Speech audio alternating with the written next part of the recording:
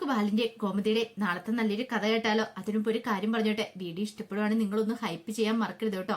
Like ചെയ്യുന്ന പോലെ തന്നെയാണ് ഹൈപ്പ് ചെയ്തിട്ടുണ്ടെങ്കിൽ അതിനകത്ത് നമുക്ക് പോയിന്റും കാര്യങ്ങളൊക്കെ കിട്ടുന്ന കേട്ടോ. അപ്പൊ നമുക്ക് നമ്മുടെ കഥയിലേക്ക് പോയാലോ.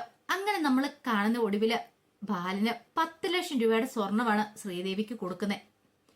അത് കണ്ടു കഴിഞ്ഞപ്പോ ശ്രീദേവിയുടെ കിളിപോയി. പെട്ടെന്ന് ശ്രീദേവി ചോദിച്ചു, എന്താ ബാലിച്ചത്? ഇത്ര സ്വർണം എനിക്കെന്തിനാന്ന് ചോദിച്ചു. അതെ, മോൾക്ക് വേണ്ടിയിട്ട് ഞാൻ വാങ്ങിച്ചോണ്ട് വന്ന ഇത് മോൾക്ക് അർഹതപ്പെട്ടാന്ന് പറഞ്ഞു. അല്ല ബാലച്ച, ഇതിന് മാത്രം സ്വർണം എനിക്കെന്തിനാ? ഞാൻ പറഞ്ഞില്ലോ സ്വർണത്തിന്റെ കാര്യമൊന്നും. പിന്നെ ബാലച്ചൻ എന്തിനാ ഈ 10 ലക്ഷം രൂപയുടെ സ്വർണം വാങ്ങിക്കൊണ്ട് വന്നേ? അതിന്റെ ആവശ്യം എന്താന്ന് ചോദിച്ചു. അതൊക്കെ ഉണ്ട്, അത് മോളുടെ കയ്യിൽ തന്നെ ഇരിക്കട്ടെ. പിന്നെ ഞാൻ ഈ സ്വർണം വാങ്ങി തന്ന കാര്യം ഈ വീട്ടിൽ ആരോടും മോള് പറയണ്ട. ആരോടും മോൾ ഇതിനെക്കുറിച്ച് സംസാരിക്കാൻ പോലും പോണ്ടെന്ന് പറഞ്ഞു. മോളുടെ വീട്ടിലും പറയണ്ട, ആരും അറിയണ്ടെന്ന് പറഞ്ഞു. അത് കേട്ടപ്പോ ശ്രീദേവി പറഞ്ഞു, അപ്പൊ അതിനകത്ത് എന്തോ ഒരു കള്ളത്തരം ഉണ്ടല്ലോ. കള്ളത്തരമൊന്നുമില്ല, മോൾക്ക് ഞാൻ സമ്മാനമായിട്ട് തന്നിരിക്കുന്നത് ഇത് മോളുടെ കയ്യിൽ തന്നെ ഇരിക്കണം, ആരോടും പറയാനും പോണ്ട, ഇരിക്കട്ടെ എന്നും പറഞ്ഞുകൊണ്ട് ബാലൻ അങ്ങോട്ടേക്ക് ഇറങ്ങിപ്പോയി. വല്ലാത്തൊരവസ്ഥയായിപ്പോയി ശ്രീദേവിക്ക്. എന്ത് ചെയ്യണമെന്നറിയില്ല. എന്നാലും ബാലച്ചന് ഇത് എന്തു പറ്റി? പെട്ടെന്ന് കൊണ്ടുവന്ന് 10 ലക്ഷം രൂപയുടെ സ്വർണം തരിക. ഇവിടെ അനുശ്രീക്ക് കൊടുക്കാം, അല്ലെങ്കിൽ അപ്പച്ചിക്ക് കൊടുക്കാം, ആർക്ക് വെള്ളം കൊടുക്കാം. പക്ഷെ തനിക്ക് വേണ്ടി മാത്രമായിട്ട് ഇങ്ങനെ കൊണ്ടെത്തുന്നേ, അതും ആരോടും പറയരുതെന്ന് പറഞ്ഞിരിക്കുന്നു. ബാലച്ചന് എന്തു പറ്റി? ഒന്നും മനസ്സിലാവുന്നില്ല. ഇനിയിപ്പോ താൻ ഗർഭിണി ആയതുകൊണ്ടാണോ? അങ്ങനെ ഗർഭിണിയാന്ന് പറഞ്ഞോണ്ട് ഇത്ര സ്വർണ്ണമൊന്നും തരേണ്ട കാര്യം ബാലച്ചനില്ലല്ലോ. എന്തോ ഒരു കാര്യമുണ്ട്, പക്ഷെ എന്താ ഏതാന്നും മനസ്സിലായില്ല ശ്രീദേവിക്ക്.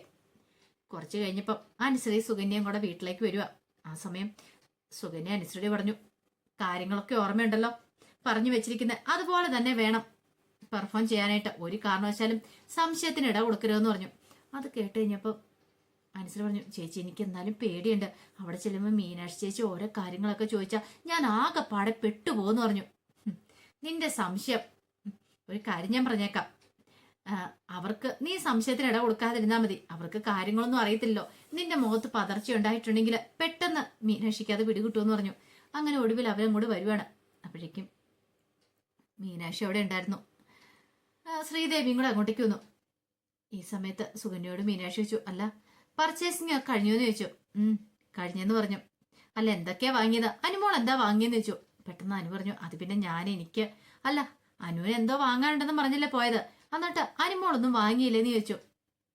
അനുവിന് എന്ത് പറയണമെന്നറിയില്ല. ആ സമയം മീനാക്ഷി ഇങ്ങനെ ശ്രദ്ധിക്കണം. ശ്രീദേവി വെച്ച് പറഞ്ഞ് കുറച്ച് കാര്യങ്ങള് മീനാക്ഷിക്കറിയാം. ശ്രീദേവി പറഞ്ഞിട്ടുണ്ടായിരുന്നു, മുഖത്ത് പതർച്ചയുണ്ടെങ്കിൽ കള്ളത്തരം തന്നെ പറയണേന്ന്.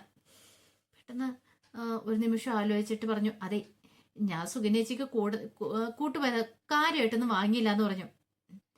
അത് കേട്ടപ്പം മീനാക്ഷി ചോദിച്ചു, അല്ല ബർത്ത്ഡേ ഫംഗ്ഷനൊക്കെ എങ്ങനെ ഉണ്ടായിരുന്നു? അത് കുഴപ്പമില്ലായിരുന്നു. ആരുടെയാന്നാ പറഞ്ഞേ? എന്റെ ഫ്രണ്ട് നീനയുടെ.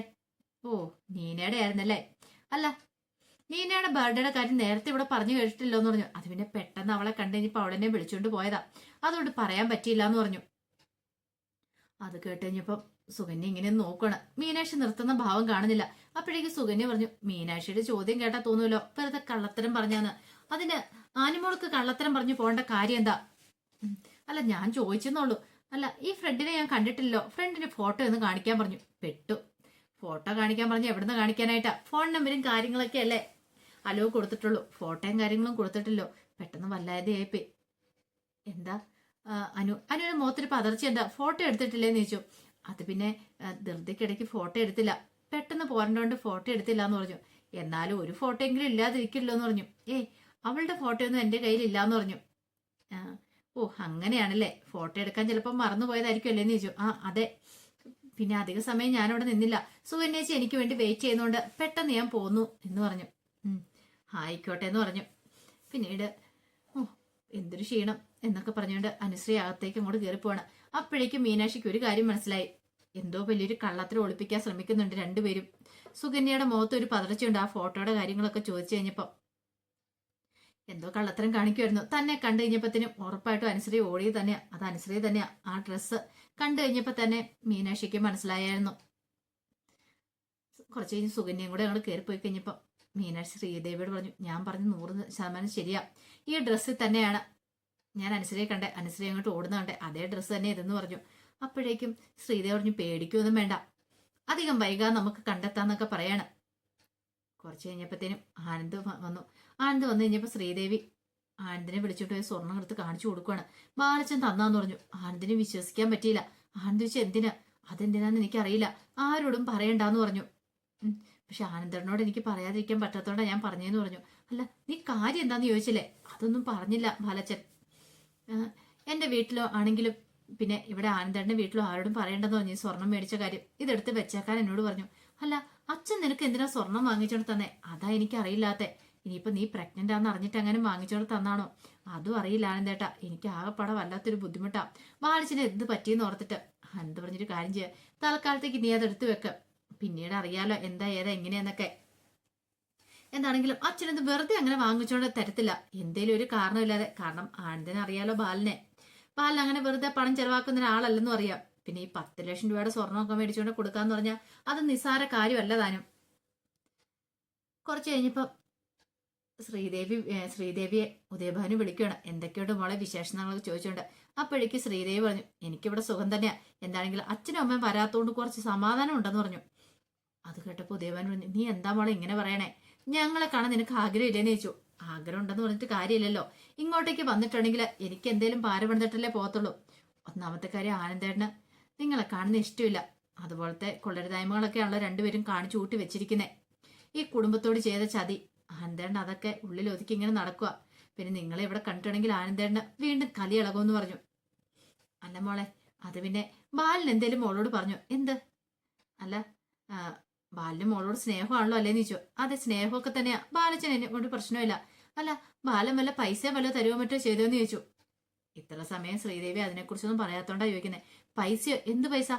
എനിക്കൊരു പൈസയും തന്നില്ലല്ലോ എന്ന് പറഞ്ഞു. തന്നില്ലേ? ഇല്ല എന്ന് പറഞ്ഞു. എന്താച്ചാ അച്ഛൻ എന്താ അങ്ങനെ ചോദിച്ചെന്ന് ചോദിച്ചു. പെട്ടെന്ന് ശ്രീദേവിക്ക് ഒരു അപകടം എടുത്തു. ഇനിയിപ്പം ബാലച്ചൻ തനിക്ക് സ്വർണവും മേടിച്ചിട്ട് തന്നു. തന്റെ അച്ഛൻ തന്നോട് ചോദിക്കുന്നുണ്ട് പണം വല്ലതും തന്നോന്ന്. എന്താ ഇതിന്റെ പിന്നിൽ നിന്ന് മാത്രം ശ്രീദേവിക്ക് മനസ്സിലായില്ല. ശ്രീദേവി ചോദിച്ചു, അതെന്താ അങ്ങനെ ചോദിച്ചേ? ഒന്നുമില്ല, വെറുതെ ചോദിച്ചെന്നേ ഉള്ളൂ. അങ്ങനെ അങ്ങ് ചോദിക്കാൻ പറ്റില്ലല്ലോ, 10 ലക്ഷം രൂപ കൊണ്ടേ തന്നെന്ന്.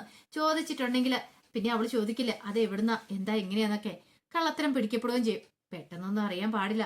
അതുകൊണ്ടാണ് ഉദയഭാനു അങ്ങനെ ചോദിച്ചേ. പിന്നെ ഉദയഭാനു പറഞ്ഞു, വെറുതെ ചോദിച്ചെന്നേ ഉള്ളൂ. അങ്ങനെയൊക്കെ പറഞ്ഞിട്ട് കോൾ അങ്ങോട്ട് കട്ട് ചെയ്തു.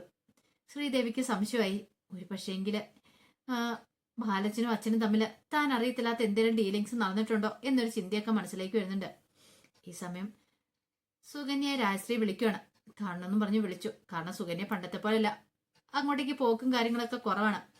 അങ്ങനെ ചെന്ന് കഴിഞ്ഞപ്പോഴത്തേനും സുകന്യോട് ചോദിച്ചു, അല്ല സുകന്യെ, 10 ലക്ഷം രൂപ വാങ്ങിച്ചോണ്ട് പോയിട്ട് നീ ഇതുവരെയായിട്ട് ഒന്നും ചെയ്തില്ലേ?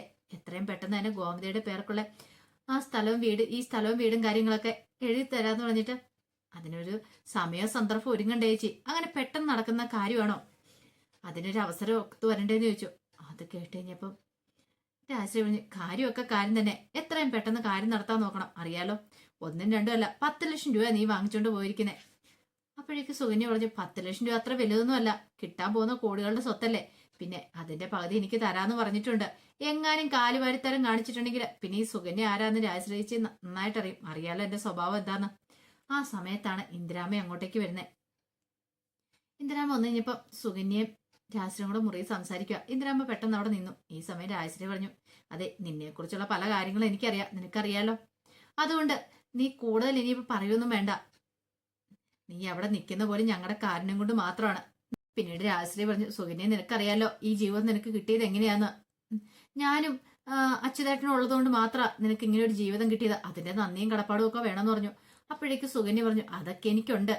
പക്ഷേങ്കില് അത്ര പെട്ടെന്നൊന്നും ഗോമതി ചേച്ചിയുടെ പേരിൽ നിന്ന് ആ സ്വത്തുക്കളൊക്കെ എഴുതി മേടിക്കാൻ പറ്റില്ല എന്ന് പറഞ്ഞു. ഇത് പുറത്തു നിന്ന ഇന്ദിരാമ കേൾക്കണം. അപ്പൊ സ്വത്തുക്കളൊക്കെ എഴുതി മേടിക്കുന്ന കാര്യം, അത്രയും വരെ എത്തിയ കാര്യങ്ങൾ. ഓഹോ, അപ്പൊ ഇതായിരുന്നു ഇവരുടെ മനസ്സിലിരിപ്പ്. അപ്പോഴേക്കും രാജശ്രീ പറഞ്ഞു, അതേ ദിവസം താമസിപ്പിക്കാൻ പറ്റില്ല, അറിയാലോ. അങ്ങനെ താമസിപ്പിച്ചിട്ടുണ്ടെങ്കിൽ പിന്നെ ഞങ്ങൾ ഞങ്ങളുടേതായ തീരുമാനങ്ങളൊക്കെ എടുക്കും. 10 ലക്ഷം രൂപയെ വാങ്ങിച്ചോണ്ട് പോയിരിക്കുന്നേ. ഒരു പക്ഷേങ്കില് ഒരു പൈസ പോലും തരാതെ കാര്യം നടത്താൻ ഞങ്ങൾക്കറിയായിരുന്നു. നിന്നെ കുറിച്ചുള്ള പല കാര്യങ്ങളും ഞങ്ങൾക്കറിയാൻ നിനക്കറിയാലോ. നിന്റെ 2ാം വിവാഹം എന്നുള്ള കാര്യങ്ങളൊക്കെ ദേവമംഗലത്ത് ആരെങ്കിലും അറിഞ്ഞിട്ടുണ്ടെങ്കിൽ അതോടുകൂടി നിന്റെ ജീവിതം തീർന്നു പറഞ്ഞു. ഇത് കേട്ടപ്പോ പുറത്തു നിന്ന ഇന്ദിരാമ ഒരു നിമിഷം ഒന്നും ഞെട്ടിപ്പോയി. ഇന്ദിരാമ ഒരിക്കലും പ്രതീക്ഷിച്ചിട്ടുണ്ടായിരുന്നില്ല ഇങ്ങനെയൊരു ട്വിസ്റ്റ്. ഇവളുടെ 2ാം വിവാഹമായിരുന്നോ? എന്നിട്ട് ഇതൊന്നും അറിഞ്ഞില്ലല്ലോ എന്നൊരു ചിന്തയായിരുന്നു ഇന്ദിരാമയുടെ മനസ്സിൽ. അപ്പൊ അതിന്റെ വിശേഷങ്ങളൊക്കെ നമ്മൾ കാണാൻ പോകുന്നത്. ആ വിശേഷങ്ങൾക്കായി നമുക്ക് എല്ലാവർക്കും കാത്തിരിക്കാട്ടോ. ഒരിക്കൽ കൂടി എല്ലാവർക്കും ശുഭരാത്രി നേർന്നുകൊണ്ട് നിർത്തുന്നു.